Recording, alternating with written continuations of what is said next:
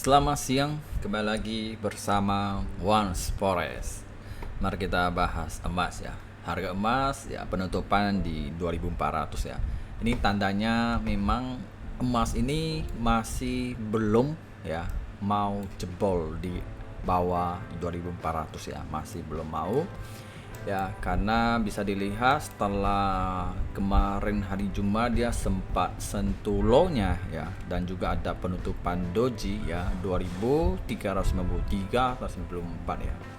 Jadi memang setelah dia tutup doji ini memang dia sudah mulai agak tenang ya, jadi mulai ke kanan ya.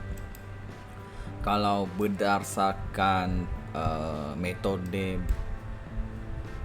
candle grafinya ini bisa dilihat bahwa emas untuk minggu depan ya, Senin ada potensi untuk koreksi ke atas ya.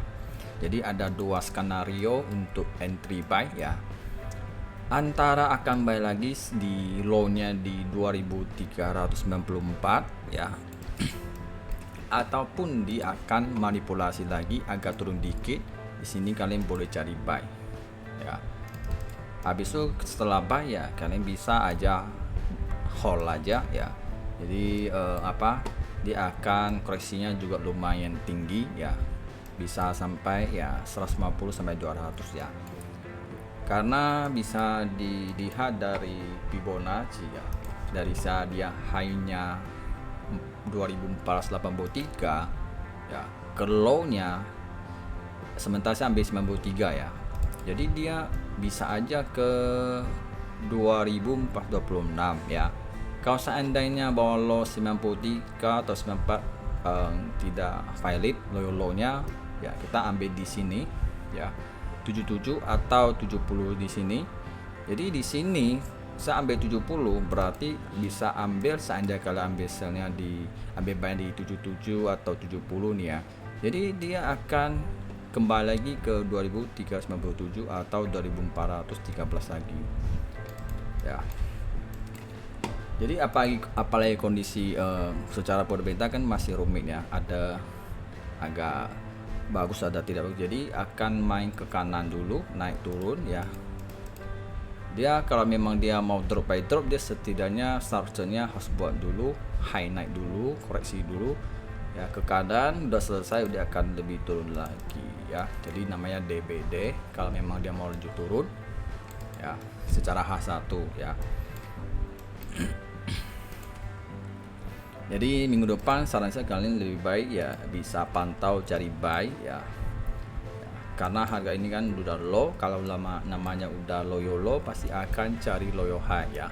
Kalau memang timingnya tepat ya akan sesuai yang diharap. Kalau timing belum tepat dia akan turun lagi ya, habis dia naik lagi. Itu semua tergantungnya mau seberapa sabar ya. Kalau memang kita sabar, tahu-tahunya dia naik sini berarti kehilangan momentum, gak apa-apa ya. Kalau memang tiba-tiba dia turun ya, dia di sini ya kita buy ya, berarti udah sabar, berarti sesuai yang kita harap ya. Nama juga prediksi ya, jadi mau dia kehilangan momentum atau dapat momentum ya tetap biasa-biasa aja ya, karena trading ini kan lebih fokus yang namanya risk management ya. Jadi profitnya jangan dikejar ya, yang penting lebih fokus resikonya juga planningnya ya. Oke, ini saya hapus dulu ya di Fibonacci ini ya. Terus ya kemarin sempat saya kasih generasi di sini ya. Jadi saya melihat ya, ini saya akan rubah, sementara saya akan rubah di sini ya. Nah, di sini sementara saya lihat di sini adalah zona support di 94 ya. Oke, saya rubah. Ini cuma sementara, setelah mungkin Senin mungkin ada perubahan ya, tapi sebentar tahap ya. Di sini saya angka di sini ada support. Jadi selama support 94 ini masih kuat bertahan, artinya bisa naik lagi ya sini ya. Terus ini awalnya kan support ketiga ya, jadi sudah dari resisten. Nanti minggu depan baru saya ganti ya. Jadi sekarang saya belum mau ganti karena ini kan sebatas membahas untuk minggu depan ya. penting tetap sabar menunggu harga murah, habis itu baru masuk beli ya. Jadi bisa dilihat kemarin sempat dia tuh doji, habis sudah tuh hijau ya kan. Ini memang sudah ada tanda namanya bullish engulfing ya. Di jam 22 berarti itu jam 10 ini buy-nya sudah mulai masuk ya. Sudah banyak masuk, di situ udah mulai terjadi ke kanan ya. Oke, jadi tinggal dipantau mau beli sini atau sini ya. Kalau 90 masih kuat berarti ada potensi kalian masuk buy ya. Oke, kalau saya entry berdasarkan timingnya juga menunggu polanya ya. Lalu saya mau bahas lagi secara TE besar ya ke daily ya. Kalian bisa lihat bahwa di daily di situ ada pola ya. Jadi di sini ada tanda high-nya ini semakin tinggi ya.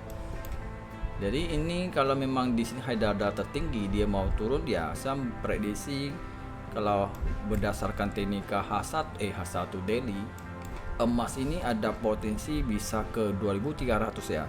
Jadi ini untuk jangka panjang ya bisa ke sini 2300 ya. Kalau sampai dia breakdown ke bawah artinya dia akan main di bawah 1300 ya. Jadi perlu hati-hati ya. Ini kayaknya untuk jangka panjang bisa aja makin murah ya.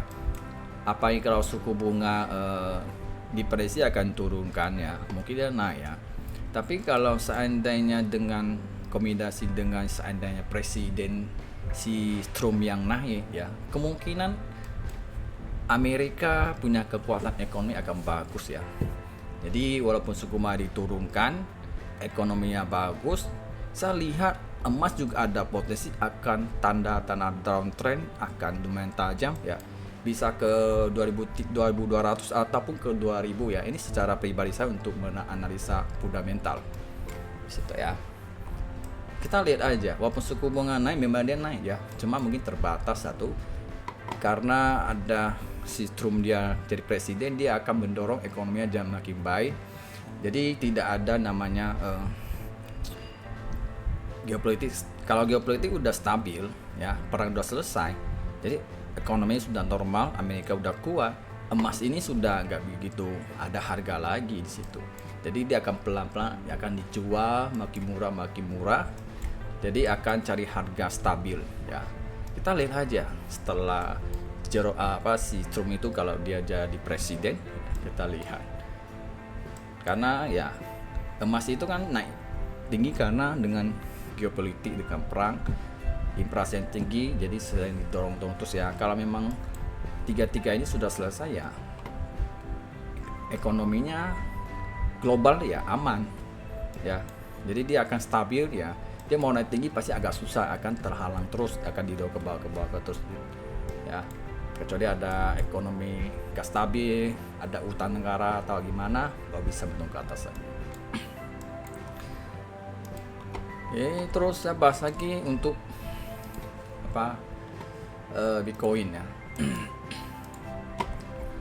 Oke, Bitcoin kemarin sempat dia uji, habis dia sudah melewati supply ya, resistennya di sini ya, habis itu dia turun ke bawah lagi, ke kanan, naik lagi, turun lagi. Jadi sementara memang Bitcoin ini masih bullish ya, cuma naiknya masih terbatas, mungkin masih membutuhkan sentimennya yang bisa mendorong.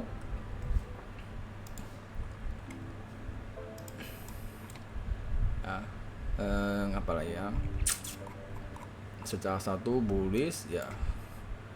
Kalau mau buy ya harus tunggu dia kursi dulu, dia seni gimana lah. Jadi high low high berarti udah cari high nih. Apakah dia mau cari low dulu atau mau continue dulu?